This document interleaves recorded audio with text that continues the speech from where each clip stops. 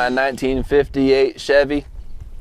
So here's the interior. I haven't really done much to the interior, so it's nothing special. You can see my custom hand controls there with the Vietnam grenade on it. And cool story about that steering wheel. My dad actually bought that when he was 13, and that was on his first car. And I had that on my truck in high school, my 77 Chevy. So that's kind of cool. I got this gas tank kind of temporarily mounted in there for now, just so I could drive it. Looks like my zip ties broke, but anyway, the whole truck is sitting on a chassis from a 75 Chevy. So I have disc brakes in the front, independent suspension, all of that stuff. Well, what I had to do to get the bed to sit on there, right, since there's a hump on the 75 Chevy, I actually had to raise the bed floor a little bit so I could lower the whole bed to make it sit where it's supposed to sit. But the bed sides are straight. This door is actually still pretty straight, but I'm gonna have to replace the bottom here, so I'll get a patch panel for that. I actually did replace these cab corners, were rusted out, so both sides have new cab corners in them, and I welded up the seams here so there's no more seam. Little custom touches that nobody would ever know unless you told them. So custom bullet holes. Those I found after I ground the hood down to bare metal so I could repaint it. And I left them on there because it's kind of gangster, just like me. Take a look at the motor. It's nothing special, it's just a stock 350. But it's got a performer intake on it, it's got the headers. Other than that, it's just stock. When I was growing up and started getting into cars, where I lived in junior high and high school, across the street from me there was this old guy who had a 58 Chevy Pickup. It was a long bed, fleet side, and I remember every day just looking at it, and I just loved the way it had, you know, the 4 headlights and the way the bed and the body design and everything was, and it just was a really cool truck to me. So as I got older, I went over to the guy's house and knocked on his door and wanted to ask him about his truck, because it had just been sitting there the whole time. He never drove it, it never moved. So I wanted to ask him about it and see if he wanted to sell it. And as soon as I knocked on his door, you know, he just thought of me as the kid across the street that was always causing trouble. And so he opened the door and he was like, "What are you doing? Get off my property." And, you know, just was a grumpy old dude. Well, eventually he ended up passing away and his nephew took over the property. And so I went, clever little me, and knocked on the door. And when his nephew answered, I said, "Hey, you know, there used to be this old guy that lived here, and he said he was going to sell me his truck and whatever." And the guy was basically just clearing out the property, wanting to get rid of everything. So he was like, "Yeah, you know, I'll sell it to you for $500. And so I went and got the battery out of the truck and was charging it, and my dad was helping me, and, you know, he was talking to me and said, "You know, for your first car, you're gonna want something that you can drive and you don't have to work on all the time, and you're gonna be wanting to take your friends around places." And he said, I don't think that this truck would be a good purchase for you. And so he talked me out of it, and basically I drove his truck all through high school.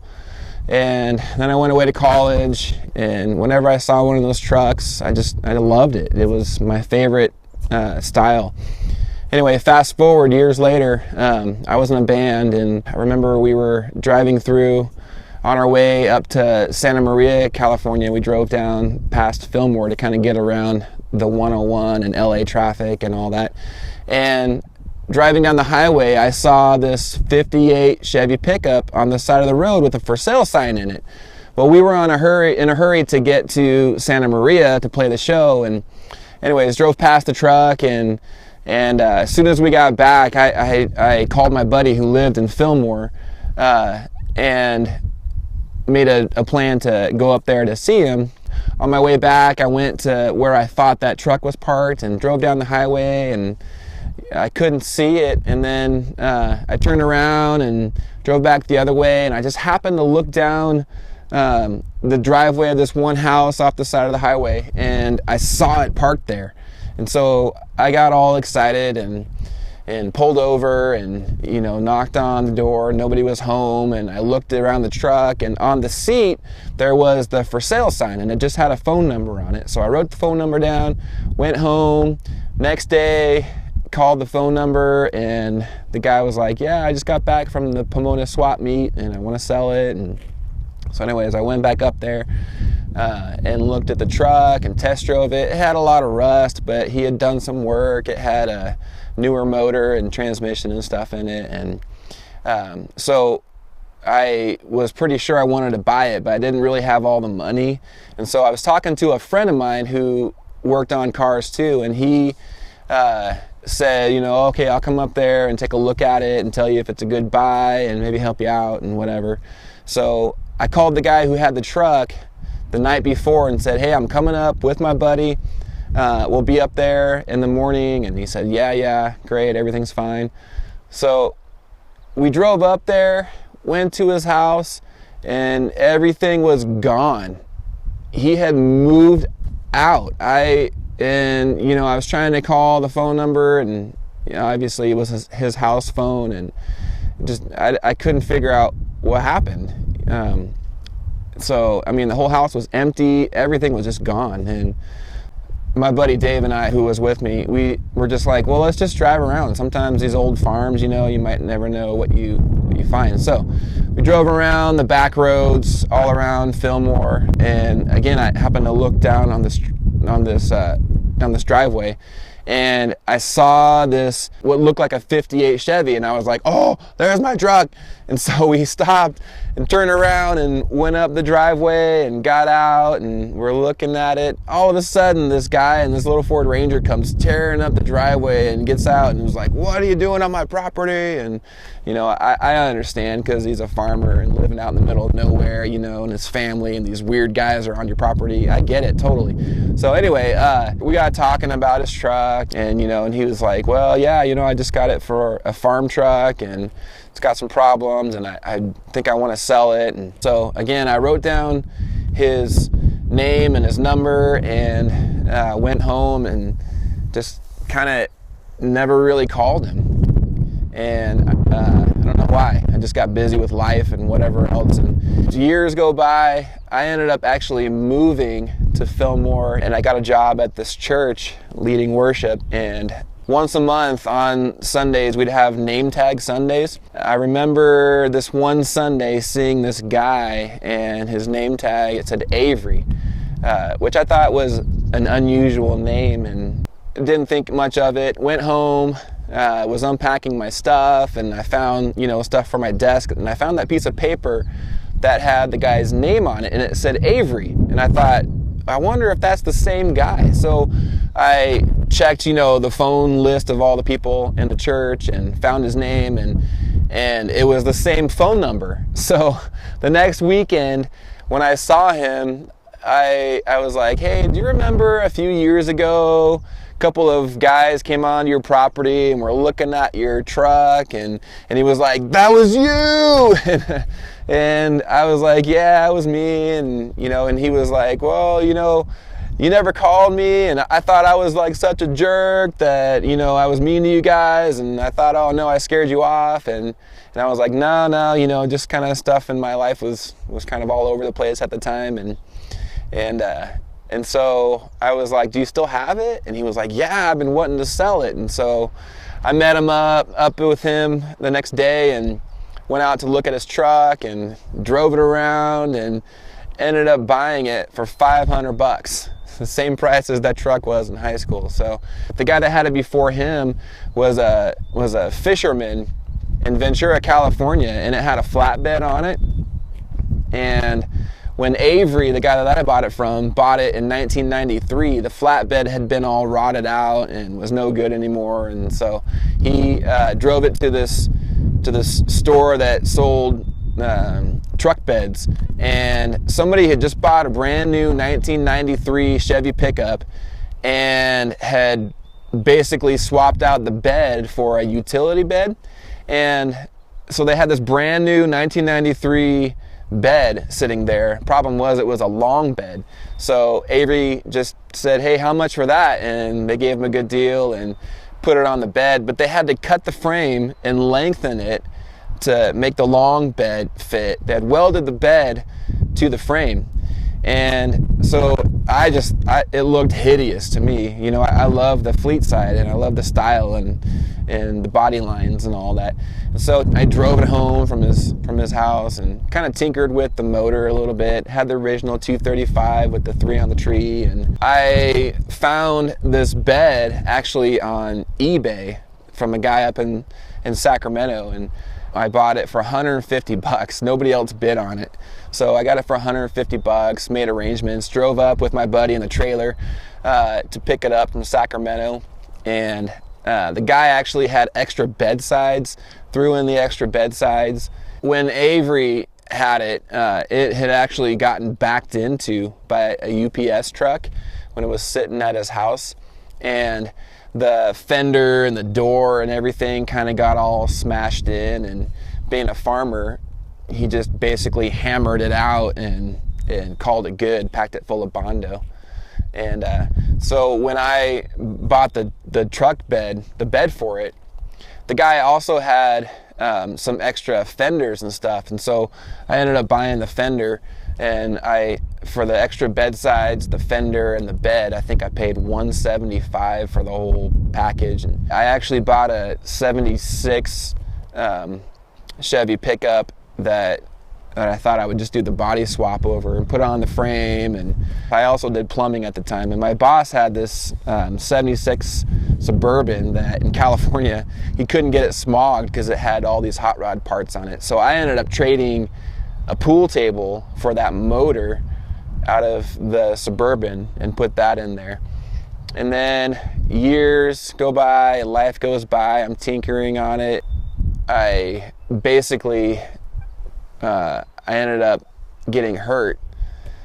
I went snowboarding one day with some friends of mine, and we went to this place called Mountain High. And you know, again, just kind of stuff in my life wasn't really working out like I wanted it to, and so just wanted to go blow off steam. And it was right after a big snowstorm, and so I thought snow would be pretty good.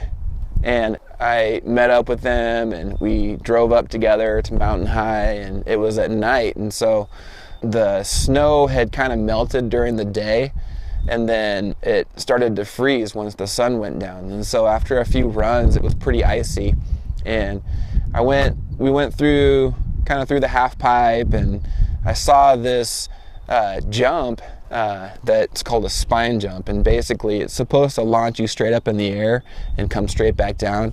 And the face of it was about 10 feet or so, 10 to 12 feet, and it looked like it was powder. So I knew I had to have a lot of speed to get any kind of air, so I just had a lot of speed going into it and just went for it. And normally whenever I did a jump for the first time, I'd go off the side to kind of test the face, but for whatever reason I just decided to go for it. And when I hit the face of it, I mean, it was fast, and what looked like powder, so I was leaning back because I thought the powder would have slowed me down, but it was all ice.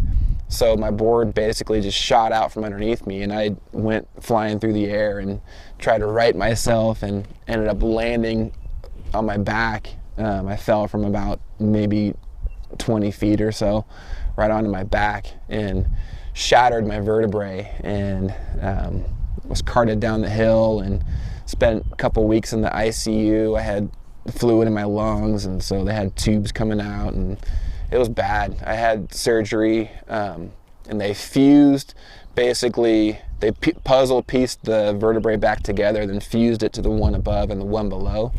and then put titanium rods. And then I was in therapy for another couple months, and just changed my life completely. And after I got hurt, because I was in the hospital for so long, my friends actually moved everything out of the house for me. And my truck sat on a farm in Fillmore on some friend's property, and it was actually a couple years. The rats had chewed through everything. The rain and stuff had caused a lot more rust damage. And so I kind of basically had to start all over.